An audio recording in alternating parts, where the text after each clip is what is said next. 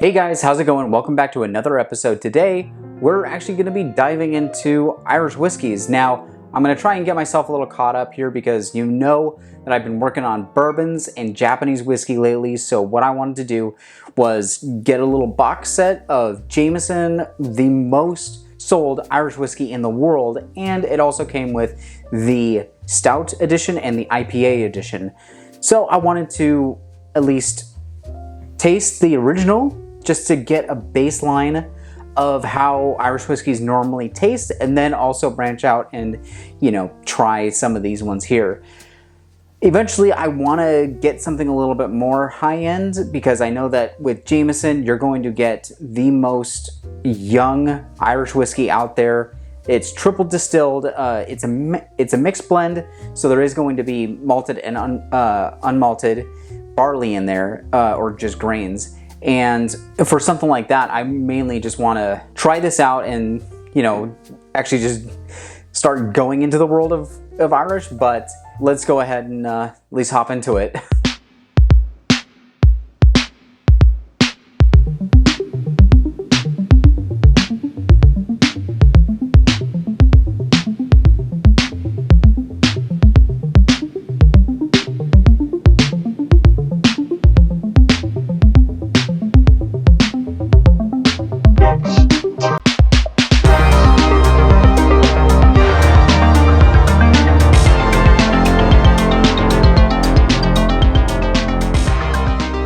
Jameson has been around for a very long time, at least a few hundred years. They have copper stills, and the thing that's so cool about it is that they triple distill it. So basically once they distill it, they just literally do the exact same process again another few times just to be on the safe side.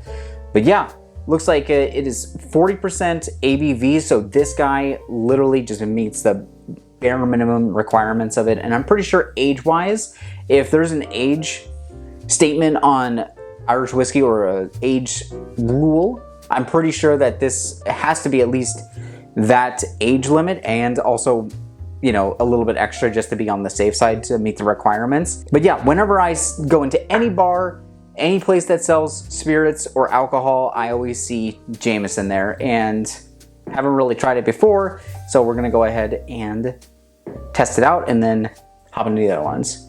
Gonna take a look at the nose here. A bit sweet on this one. Still get that alcoholic burn to it. It's really nice and sweet, almost like butter. Kind of reminds me a little bit of my pot pie, like the crust that I had earlier today. But yeah, it doesn't seem like there's a whole lot to this at all, which, I mean, when it comes to these mass production whiskeys, I don't really put a whole lot of thought and effort into it when they don't put a whole lot of thought and effort into their own whiskey or their own product. Sorry, Jameson.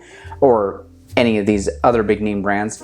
I already looked at Jack Daniel's, Crown Royal, Southern Comfort, and a few others, and you can totally tell that when they're mass produced, their flavors just tend to be really one-sided, really just flat, just one thing going for it.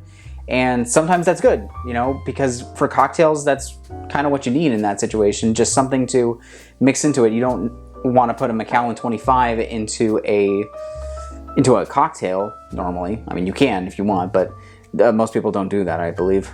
But yeah, with this though, I'm not expecting to get a whole lot out of it, but we'll see. Very sharp on the tongue, burning throughout. It's that Listerine burn that I keep going back to. Really sweet, buttery. That's it. Those are the only notes that I'm getting in this guy. Maybe like a little bit of an oak to that, but again though, not a whole lot. The flavor, or at least the finish, is, I'd probably say medium. I'm not really tasting much anymore, so it doesn't last very long. Overall, it's good for what it is.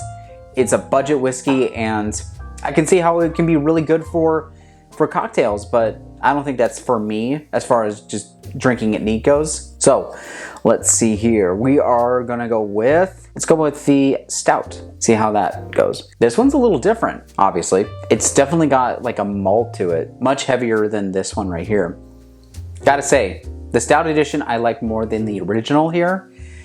I think because they aged this one in Stout craft beer barrels, I think it kind of took the edge off. So the really sharp, bitey alcohol taste that I get out of this guy was really mellowed out with the stout one, but it also gives more of a malty flavor to it. A little bit darker on the color here. Well, stouts are normally dark beer anyway, but yeah, there's definitely a difference between these two here. But I'm kind of getting like almost like a fresh cut hay kind of taste to this guy here.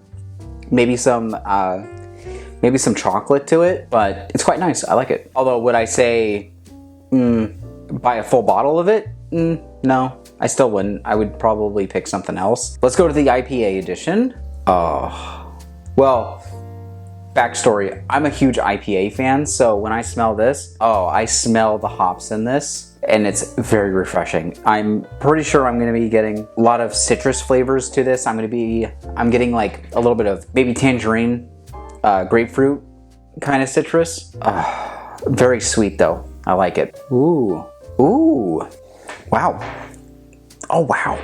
I would probably say this is the smoothest of all three of them. I would have thought this would have been the smoothest one just because it's normally, from what I've seen, stouts, I feel like they were a lot smoother than IPAs. IPAs tend to be on the bitter side. A little bit of dark. Oh, yeah. I'm definitely getting like cocoa powder in this one. Cocoa powder, grapefruit. That's quite tasty. I like it. So I'd probably say overall, if I wanted to rank these, you know, if I'm starting to go into ranking videos at this point, this IPA edition is the one that I like the most. Then it's going to go with the Stout, and then Jameson, the original one, is going to be last of these three. Of course, like I said, I'm going to be buying a lot more whiskey in general, but also Irish whiskey, because I know I've been kind of neglecting that. So I want to be able to go to Irish whiskey and really give it a good shot. So I really want to pick up something that is going to be different than the big name brands like Jameson for the next one. At least this is going to be a good base for me to just elevate myself upon. So I do want to get myself like some Tullamore Dew and Redbreast. I really want to try those ones out. If you guys can find the IPA, or actually even if you find this mini set that has all three of these, I'd say pick it up and at least give them a shot. I found that having all three of these back to back really helped me decipher like what am I exactly tasting and am I actually tasting a difference. And by the way, there is a difference between all three of these.